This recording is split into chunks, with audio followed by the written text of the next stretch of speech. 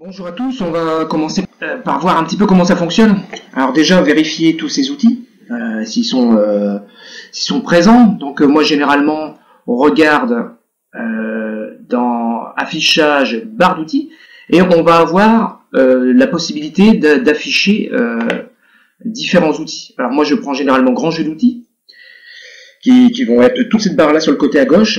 On va avoir section, qui correspond en fait pour faire des coupes.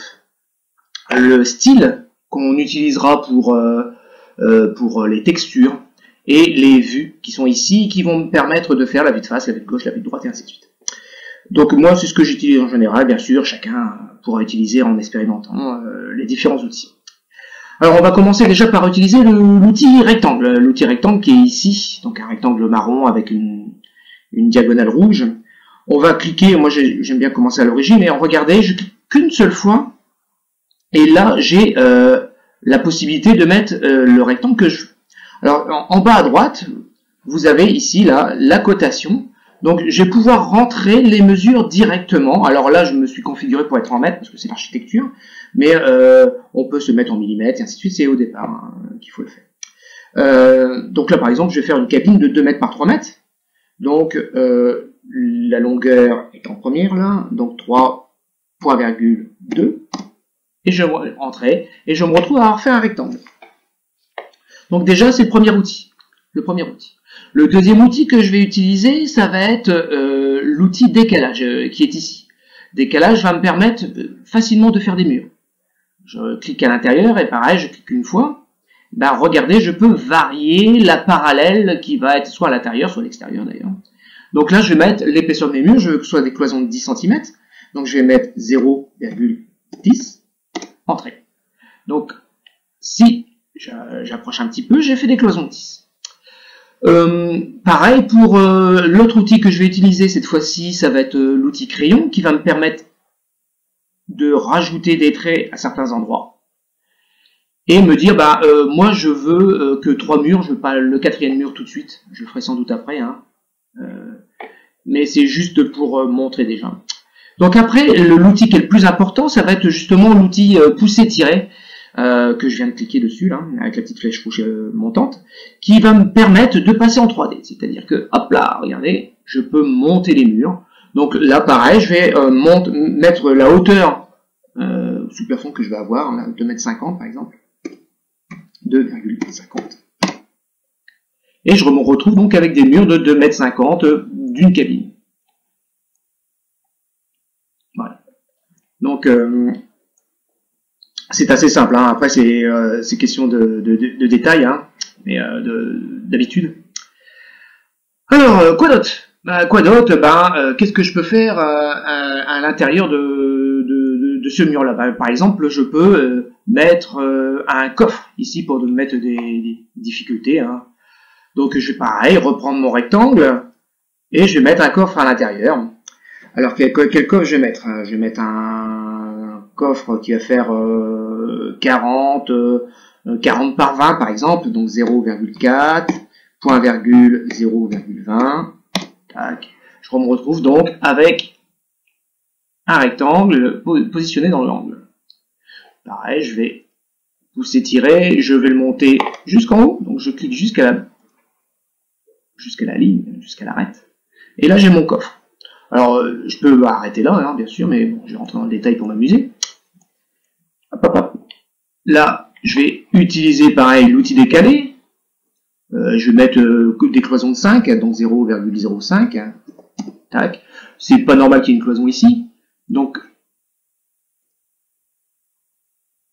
je vais mettre, avec mon crayon, un trait ici. Gommer avec la gomme. Alors bien sûr, je vais vite, il faut pas hésiter à faire pause sur la vidéo, vous allez à la vitesse que vous voulez. Donc, pousser, décaler, je descends mon modèle jusqu'en bas, et là j'ai un coffre vide dans cet angle. Alors, je vais vouloir fermer par exemple ma cloison ici, je peux le faire également. Alors, il y a deux possibilités, soit pareil, je trace au sol, je vais faire pousser, décaler, et je vais aller jusqu'en haut, bien sûr. Mais pour vous montrer, je vais passer dans l'autre sens. Regardez, il y a un trait ici. Alors, je vais même vous l'effacer. Je crois que sur la notice que je vous ai fait, il y était plus, je l'avais effacé. Donc je vais utiliser l'outil mètre qui va me permettre de décaler. Et là, je ne vais pas faire justement une cloison de 10 comme j'ai fait, mais je vais faire une cloison de 7. Donc 0,07. Donc là, j'ai tracé mon ligne, hein, ma ligne au crayon. Et là, par contre, je ne peux pas tirer parce que c'est du pointillé. Donc il faut que je passe par l'outil dessin. Hop. Et là, je fais un trait réel. À partir de ce trait réel, je peux aller créer ma cloison qui va jusque là. Pour l'esthétique, je vais faire les enduits. Hein. Hop. Voilà. Donc, si on regarde en vue de dessus, j'ai bien 3 cloisons de 10 et une cloison de 7. C'est pareil, ça j'en ai plus besoin. Autant être propre tout de suite. Hop, pardon. Hop. CTRL Z pour revenir en arrière. Commande importante en informatique en général. Alors, ben, je vais tracer. Je vais tracer, c'est-à-dire que je vais utiliser mon mètre et prendre mes mesures. Hein.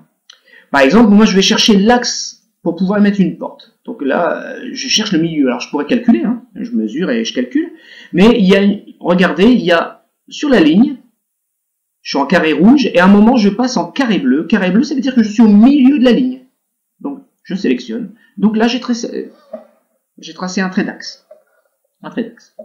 À partir de ce trait d'axe-là, ben, je vais pouvoir, par exemple, mettre la moitié de ma porte. Hein. Je vais mettre une porte de 83.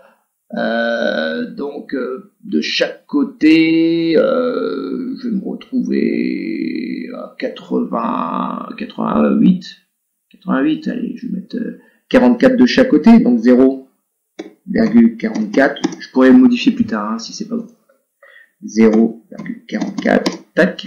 Donc j'ai bien axé. Je vais lui mettre sa hauteur. Donc j'ai 2,04 m ma porte. Là, j'ai mis 5 de plus. Je vais mettre 2,5 de plus. Donc des 0,4 plus 2,5. Ça fait 2 mètres,065. Voilà. Donc là j'ai positionné ma porte. Je réutilise l'outil rectangle qui va me permettre de tracer directement. J'aurais pu utiliser le crayon, bien sûr. Et je vais réutiliser là pour faire mon ouverture, pousser, tirer, qui va me permettre de pousser mon volume. Moi, je veux qu'il s'arrête à la première ligne. Et j'ai fait un trou. Hop là. Donc c'est pas mal. Hein. Alors, on va gommer un petit peu. J'enlève tous mes traits d'axe que j'ai plus besoin, cette fois-ci. Et je vais voir pour pouvoir... Oh, regardez, j'ai un petit défaut ici. On va modifier ça tout de suite. Allez, pousser, tirer. Dès qu'on voit les erreurs, autant le faire tout de suite. Parce que sinon, c'est pas très bon. Allez, je vais gommer ces traits-là, par exemple, c'est qu'il ne sert à rien non plus. Et après, je vais vouloir mettre une porte. Par exemple. Alors, SketchUp permet d'aller chercher alors dans 3D Warehouse et de télécharger des modèles qui sont déjà inscrits. Alors les marques profitent de ça pour mettre leurs produits. Hein. Tout à l'heure, on essaiera par exemple de mettre une chaudière Wiesmann, mais on peut trouver donc pas mal de meubles Ikea, de portes. Porte 83. On va voir ce qui tombe.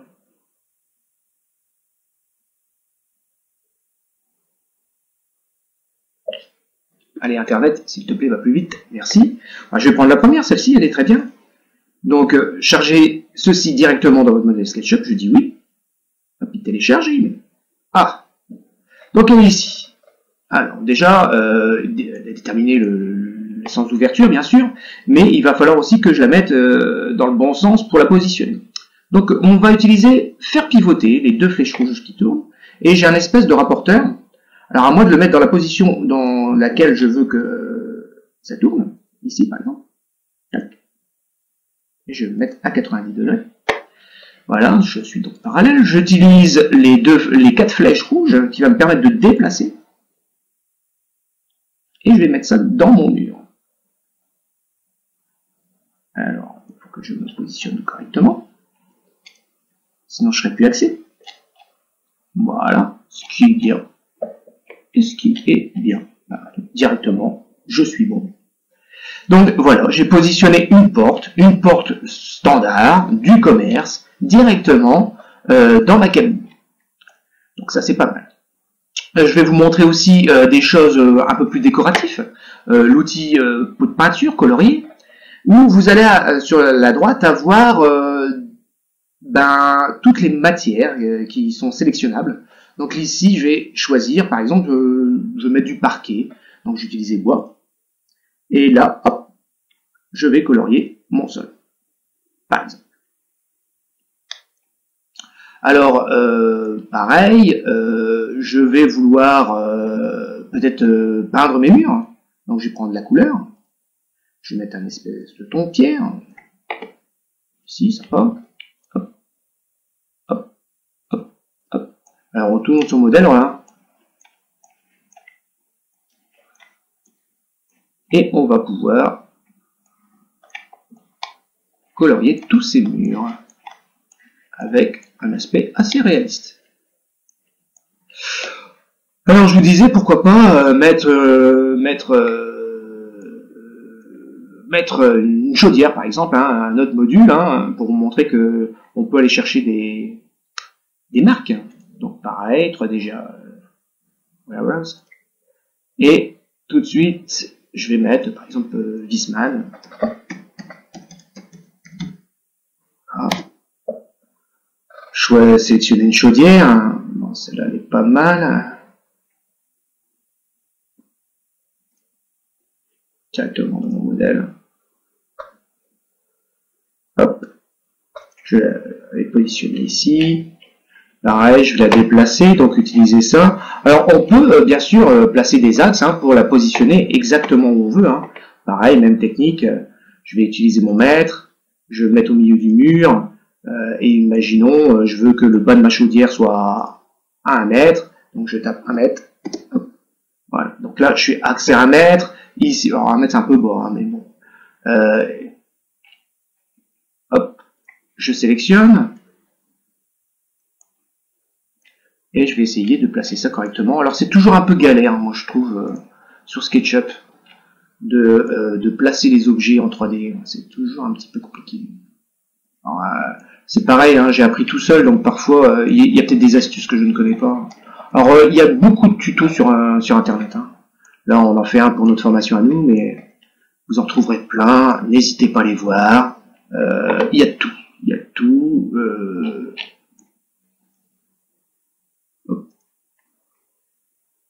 Voilà, je prends cette à peu près axée. Hop. Alors quand je suis perdu là, oh mince, je suis perdu.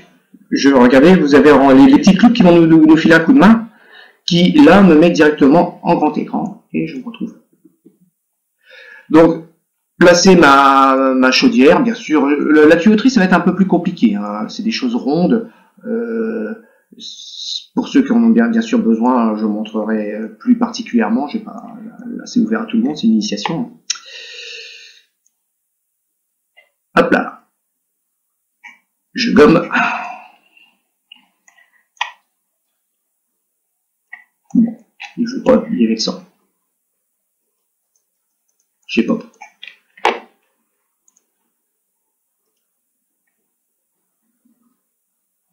Ah, non, je vais pas jouer. Hop. Voilà. Alors, qu'est-ce que je peux faire d'autre? Je vais vous montrer l'outil section. L'outil section, regardez, pour moi c'est en haut à droite. Hein. Pour vous, je ne sais pas. Vous regardez, c'est la petite flèche là. Et j'ai la possibilité de mettre donc des plans de coupe. Soit je fais une coupe verticale, soit je fais une coupe horizontale. Je vais choisir une coupe horizontale qui va correspondre à une vue en plan. Et je peux déplacer mon axe verticalement et j'aurai la coupe que je veux. C'est quand même pratique. Donc par exemple, si je veux une coupe là, alors je vais passer dans ma chaudière, hein, c'est pas top. Et je me mets en vue du dessus et je vais avoir une impression 3D. Alors je vais enlever, là vous avez les différents trucs, hein, c'est soit, on va appuyer dessus, hein. Là ça enlève mon plan, et après, coupe ou pas coupe. Voilà, je vais mettre en vue de dessus. Alors, comme vous pouvez le voir, on reste en 3D. Alors pour vraiment avoir de la vue 2D, on va aller dans caméra et on va se mettre en projection parallèle. Projection parallèle, c'est-à-dire qu'on n'a pas de point de perspective et donc on reste vraiment en 2D. Donc voilà, j'ai mon plan qui se représente ici. Je vais pouvoir le coter, pourquoi pas. Donc la cotation est en bas à gauche. Hop. Alors, pour l'instant, je cote n'importe comment, hein, jusqu'au point qui m'intéresse. Alors, je vous vérifie bien que je suis axé, hein. Il n'y a pas de problème. Ah, celui-là ne va pas.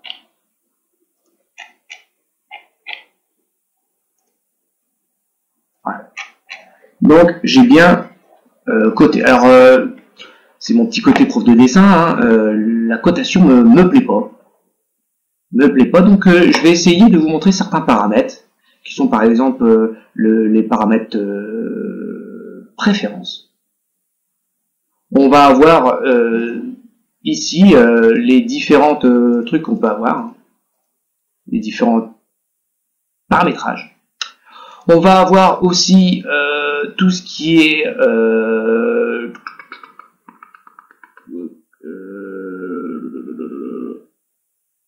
qu'est-ce que j'aime utiliser moi? Info sur le modèle. Voilà, info sur le modèle, donc ça c'est sur le dessin. Donc je vais modifier ma cotation ici. Alors par exemple, là c'est des barres en extrémité, moi je vais vouloir des flèches ouvertes par exemple. Flèches ouvertes. Aligné sur l'écran, maintenant je veux que ce soit aligné à l'extérieur et au-dessus. Donc je vais sélectionner toutes les cotations et actualiser toutes les cotations. Donc voilà, on se retrouve bien au-dessus de la ligne ou à gauche du trait, comme la norme le demande. Alors ce qui m'embête encore, c'est l'unité. Normalement, on ne devrait pas avoir les unités apparentes, donc je vais cliquer sur unité. Et c'est marqué afficher les formats d'unité, je l'enlève. Et c'est réglé, j'ai une cotation en mètres normalisée qui est bien propre. Alors, qu'est-ce que j'en fais de ce dessin-là? Alors, je peux jouer donc sur les styles. Voilà, je veux que ce soit bien blanc, hein. Ça fait partie de ce que je peux avoir. Donc je peux jouer sur les styles, hein, qui sont ici. On a ici. On peut changer. Moi je veux par exemple que mon arrière-plan soit blanc. Okay. Donc là mon arrière-plan est blanc. Les axes me gênent, donc je vais enlever mes axes. Hop, ici. Voilà, j'ai plus d'axe. Et à partir de là, je vais exporter en image pour pouvoir l'intégrer dans mon cours. Donc ici, je fais exporter, graphique 2D. Je veux du JPEG, donc je sélectionne le JPEG, je lui mets un nom, hein. Hop. Cabine. Et je peux exporter. Voilà, donc sur SketchUp, c'est fini. On va passer à Word, comme on l'intègre, hein, mais comme une image, à mon avis, je ne vais pas vous apprendre grand-chose. Et je reviens.